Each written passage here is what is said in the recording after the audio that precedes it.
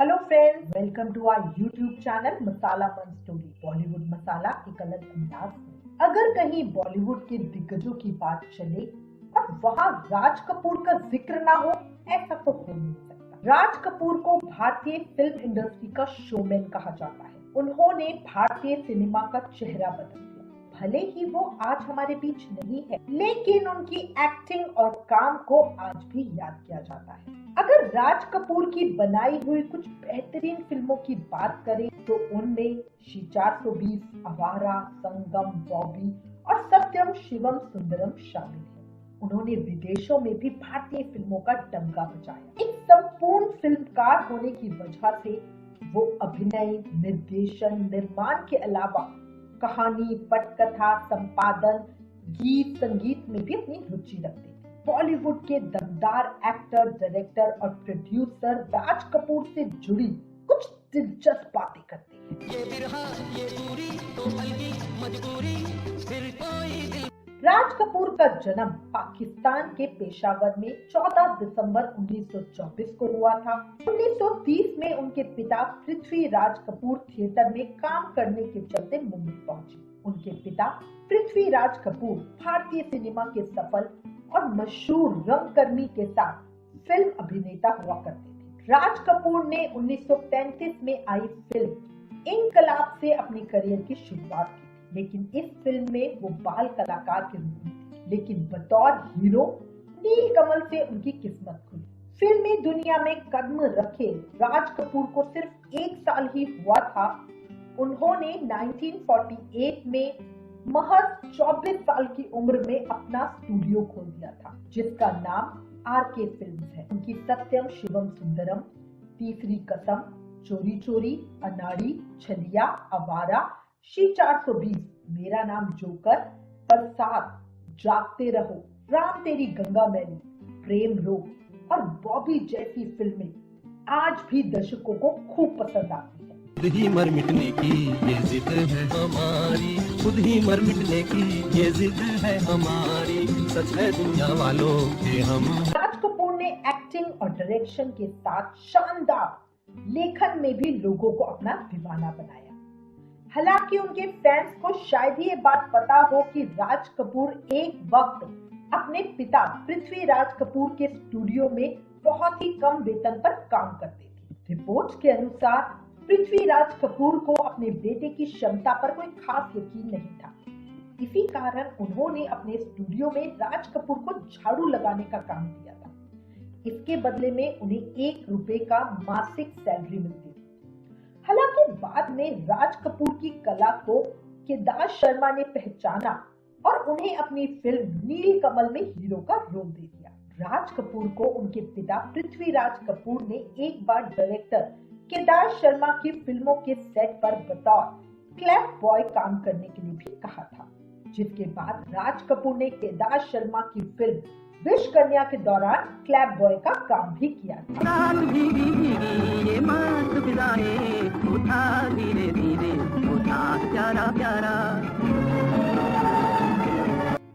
एक बार film shooting चल रही थी और उसी दौरान गलती से राज कपूर का चेहरा कैमरे के सामने आ गया। इस गलती को ठीक करने की हड़बड़ी में राज कपूर का क्लैप बोर्ड उस सीन के अभिनेता की दाढ़ी में फंस गया, जिससे किरदार की दाढ़ी ही निकल गई। मीडिया रिपोर्ट्स के अनुसार इस बात पर डायरेक्टर केदार शर्मा इतने नाराज हुए कि उन्होंने राज कपूर को बुलाया और उन्हें जोरदार थप्पड़ जड़ दिया। हालांकि बाद में उन्हें इस बात का अफसोस भी हुआ। राज कपूर के थप्पड़ खाने के बाद केदार शर्मा को अपनी गलती का एहसास हुआ। अगले ही दिन सेट पर आते ही उन्होंने राज कपूर से अपनी फिल्म में काम करने के लिए कहा और इसके लिए राज कपूर ने हाँ कर दी, जिसके बाद फिल्म नीलकमल में उन्होंने काम किया। इस फिल्म में उन्होंने बेहद खूबसूरत अदाकारा मधुबाला जी के साथ स्क्रीन शेयर की और इसके बाद राज कपूर जी ने कभी पीछे मुड़कर नहीं देखा। यहीं से उनकी करियर की शुरुआत हुई।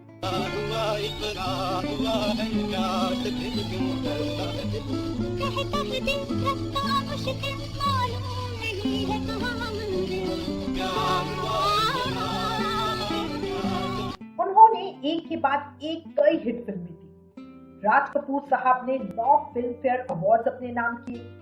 वहीं राज कपूर जी को 1971 में पद्म भूषण और दादा साहब फाल्के पुरस्कार से सम्मानित भी किया गया। राज कपूर और कृष्णा मल्होत्रा की शादी 12 मई 1946 को हुई। राज कपूर जी के 3 बेटे ऋषि कपूर, रणधीर कपूर और राजीव कपूर हैं। ऋतु कपूर और रीमा कपूर उनकी 2 बेटियां हैं। राज कपूर जी को अक्सर भारतीय मीडिया में सिनेमा के महान शोमैन के रूप में प्रदर्शित किया जाता है। इतिहासकार और फिल्म प्रेमी उन्हें भारतीय सिनेमा के चार्ली चैंपियन के रूप में जानते हैं, क्योंकि उन्होंने एक आवारा व्यक्ति की भूमिका निभाई थी, जो विपरीत परिस्थितियों के बावजूद भी हंसमुख और ईमानदार था। कहना हमारा अब कौन माने, कहना हमारा अब कौन माने। राज कपूर जी के बारे में एक बात और कही जाती है कि वो कभी बिस्तर पर नहीं सोते, उन्हें जमीन पर सोने में ही आनंद आता था। तो जब किसी होटल में भी ठहरते थे तो भी जमीन पे ही सोते। ऐसा भी कहा जाता है कि वो जब लंदन के मशहूर हिल्टन होटल में जमीन सोने जा रहे थे तो होटल के मैनेजर ने उनके लिए वार्निंग दी और ऐसा करने के लिए मना किया, पर वो नहीं माने और इसके लिए उन पर जुर्माना लगाया गया। अपनी इस आदत के कारण 5 दिन तक वो जुर्माना भरते रहे। हमारे प्यार में लहराएगी जवानियां।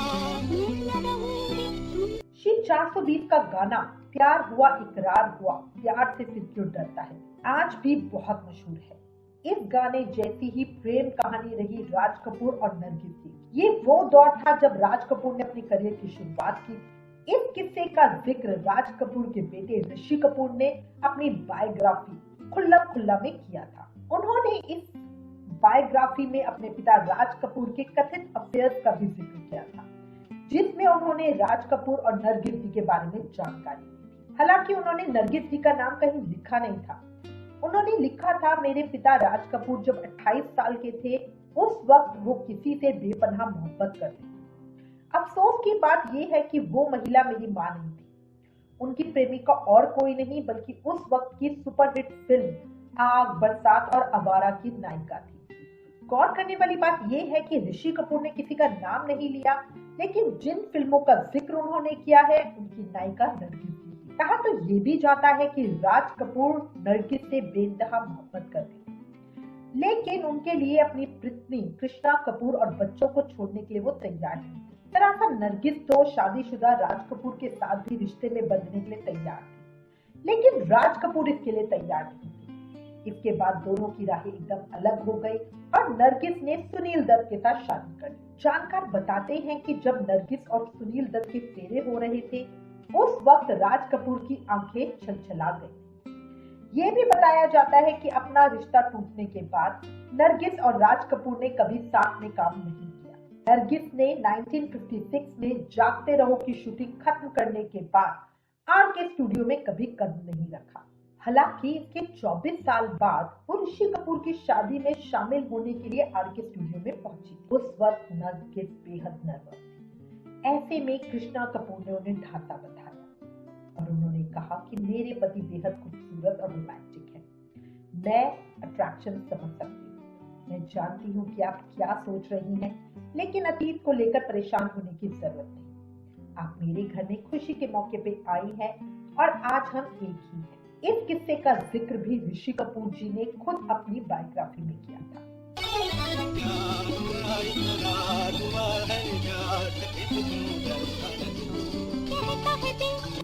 नरगिस के बाद अगर किसी दूसरी अभिनेत्री से राज कपूर का नाम जुड़ा तो वो थी वैजयंती माला। वैजयंती माला उन दिनों की मशहूर अभिनेत्रियों में शामिल थी और उन्होंने राज कपूर के साथ सुपरहिट फिल्म संगम में काम किया था।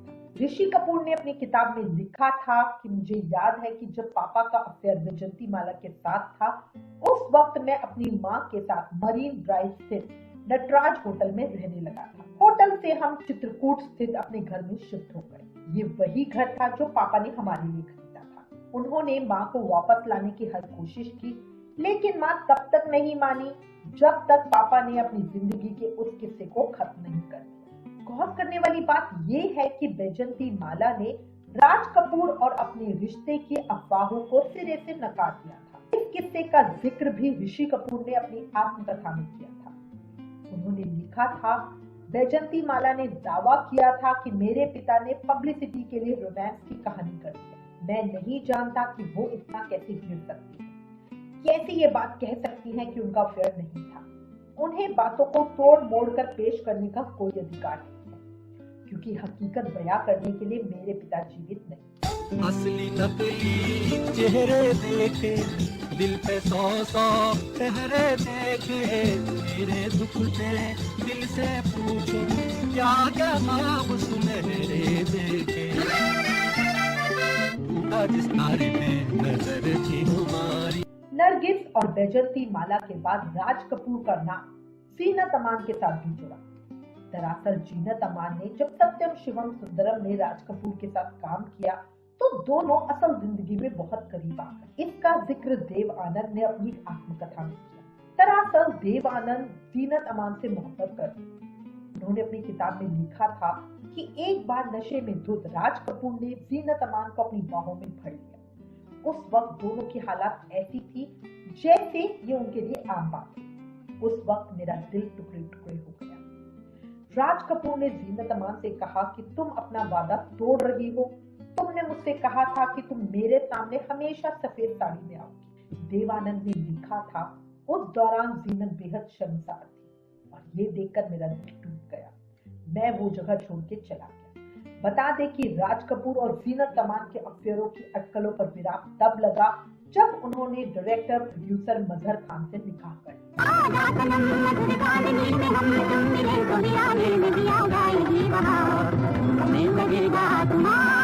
2 मई 1988 को दादा साहब फाल्के पुरस्कार प्राप्त करने के एक समारोह के दौरान राज कपूर को अस्थमा का दौरा पड़ा और वो बेहोश हो गए और इसके 1 महीने बाद उनकी मृत्यु हो गई। राज कपूर साहब हम सबके दिलों में हमेशा जिंदा रहेंगे। मसाला मन स्टोरीज की तरफ से राज कपूर साहब को श्रद्धांजलि।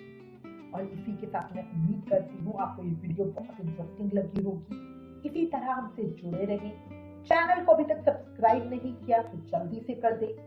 आज के लिए बस इतना ही, जल्दी फिर मिलेंगे। दुआओं में क्या करना। Please like, share and subscribe. Thank you. Masala man story Bollywood मसाला एक अलग अंदाज में।